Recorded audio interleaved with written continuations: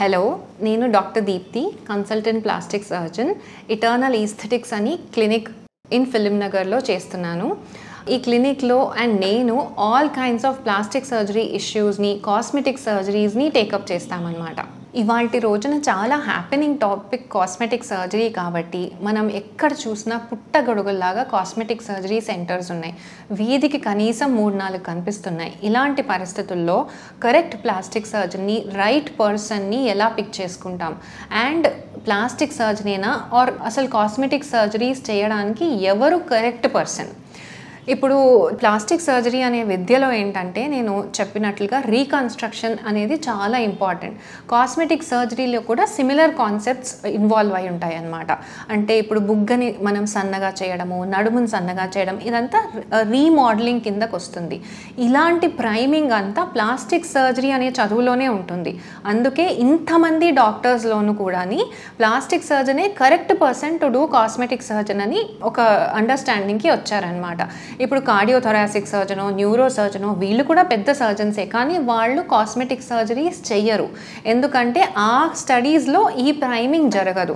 Plastic సర్జరీలో మాత్రమే ఆ remodelling, aesthetic assessment, ఏ పర్సన్కి ఎలాంటి అవుట్కమ్ ఇస్తే వాళ్ళకి బాగుంటుంది, ఏదైతే బాగోదు, ఇలాంటి ఎడ్యుకేషన్ ప్లాస్టిక్ సర్జరీ అనే విభాగంలో కంప్లీట్గా ట్రైన్ అయి ఉంటారనమాట. అందుకని మీకు కాస్మెటిక్ సర్జరీ అవసరం ఉన్నప్పుడు ప్లాస్టిక్ సర్జన్ దగ్గరికి వెళ్ళడం ఫస్ట్ ఆప్షన్ కింద పెట్టుకోవాలి. అయితే మనం ఇవాళ రోజుల్లో చాలా కాస్మెటిక్ సర్జరీ సెంటర్స్లో మీకు ప్లాస్టిక్ సర్జన్ కాదు కదా, మామూలు సర్జన్ కాదు కదా, డాక్టర్ కూడా లేని సెంటర్స్ కామన్గా ఉన్నాయన్నమాట. మనం చూస్తున్న పరిస్థితుల్లో మీరు చూస్తే కనుక డిగ్రీస్ జనరలీ వాళ్ళు కాస్మెటిక్ సర్జన్ అని, బ్యూటీ డాక్టర్ అని, ఈస్థెటిక్ సర్జన్ అని ఇలాగా వింత వింత పేర్లు పెట్టుకుంటారు.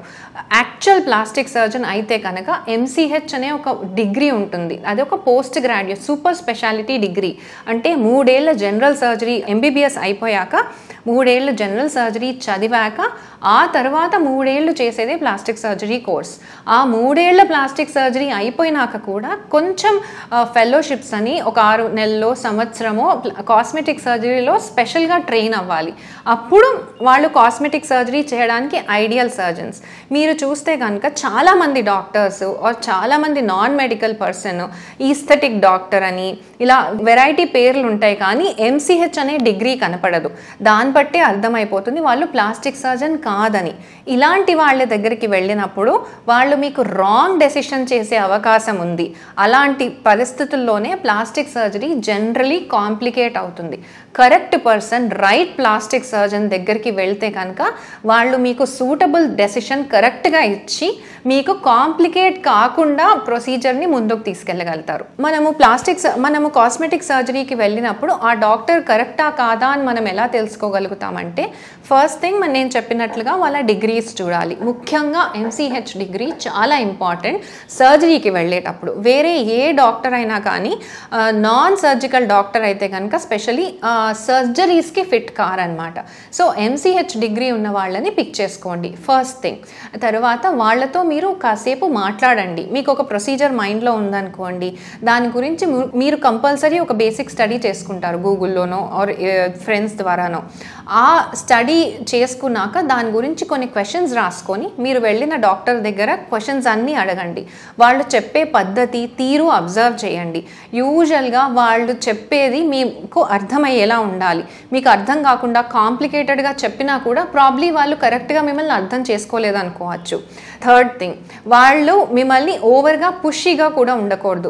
మీరు ఒక డెసిషన్కి వచ్చేందుకు టైం ఇచ్చేటట్లుగా ఉండాలి ఆ డాక్టర్. ఇవన్నీ చూసుకున్నాక మీరు ఏదైతే ప్రొసీజర్ గురించి అడుగుతున్నారో ఆ డాక్టర్ని కొన్ని ప్రీ పోస్ట్ పిక్చర్స్ అడగండి. యూజువలీ ప్రీ పోస్ట్ పిక్చర్స్తోని మీకు కాన్ఫిడెన్స్ వస్తుంది. అసలు మీరు ఆలోచించేది, ఆ డాక్టర్ ఆలోచించేది ఒకే లైన్లో ఉందా లేదా అని. ఇవన్నీ మ్యాచ్ అయ్యి మీకు ఆ ప్లేస్ కంఫర్టబుల్ ఉంది, వాళ్ళ ఎక్విప్మెంటు, వాళ్ళ సర్కమ్స్టాన్సెస్ అంతా కంఫర్టబుల్ ఉండి మీకు కాన్ఫిడెన్స్ వస్తుంది అనుకున్నప్పుడే ముందడుగు వేయండి. ఖర్చు yes, correct doctor, plastic surgeon, super speciality surgeon ఉంటే బయట కన్నా కొంచెం ఎక్కువే ఉంటుంది, కానీ మీరు ఆ డిగ్రీకి పే చేస్తున్నారు. అదే ఒక నాన్ సర్జికల్ డాక్టర్, ఒక నాన్ ప్లాస్టిక్ సర్జన్ దగ్గర చేయించుకున్నప్పుడు ఒక 10,000, 20,000, 50,000 తక్కువ రావచ్చు, కానీ దాని మూలాన మీరు మీ లైఫ్కి ఒక కాంప్లికేటెడ్ ప్రొసీజర్లో ఎండప్ అవ్వచ్చు అండ్ మీకు లైఫ్కి రిస్క్ కూడా అవ్వచ్చు. కరెక్ట్ డాక్టర్ని పిక్ చేసుకుంటే కనుక అండ్ కరెక్ట్ ఆ డాక్టర్తో మీరు ఒక కాన్వర్జేషన్ ఎస్టాబ్లిష్ చేసుకొని వాళ్ళు చెప్పింది అండ్ మీరు అడిగే డౌట్స్ అన్నీ సింక్ అయ్యి మీరు ఒక కరెక్ట్ ప్రొసీజర్ని పిక్ చేసుకుంటే కనుక యూజువలీ మీకు కాంప్లికేషన్స్ రావు. కానీ ఒకవేళ మీరు డాక్టర్ని తప్పుగా సెలెక్ట్ చేసుకున్నా ఆర్ ఆ డాక్టర్ చెప్పింది వినకుండా ఓవర్ ద బోర్డ్ ఒక్కొక్కసారి అన్ని సర్జరీస్ ఒకే రోజే ప్లాన్ చేసుకోవాలనుకుంటారు, లేకపోతే వాళ్ళు డాక్టర్ వద్దు అని పదే పదే చెప్పినా కూడా ఇన్సిస్ట్ చేసి ముందుకెళ్తారు. ఎందుకంటే కాస్మెటిక్ సర్జరీస్లో ఒక స్టాండర్డ్ రూల్ ఏముండదు, కంటికి కనిపించేదే కాబట్టి, అందానికి సంబంధించిందే కాబట్టి డాక్టర్ కూడా గట్టిగా నో చెప్పలేని పరిస్థితులు ఉంటాయి. సో ఇలాంటప్పుడు ఈ మిస్ మ్యాచ్ వచ్చినప్పుడే యూజువలీ కాంప్లికేషన్స్ వస్తాయన్నమాట.